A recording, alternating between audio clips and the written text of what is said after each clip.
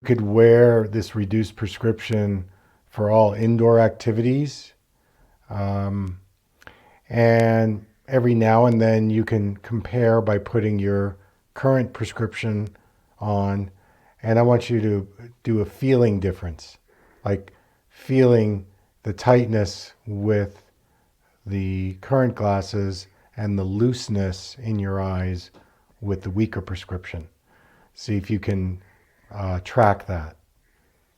And also, if you start getting frustrated with the old prescription, like whatever you're doing, then just put on the stronger prescription.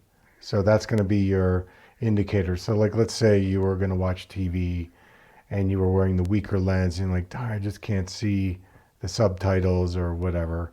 Then just put on your stronger lens. So that's the indicator. If you like this video, hit the subscribe button and turn on your notifications. Please send your comments to me. I'd love to hear from you.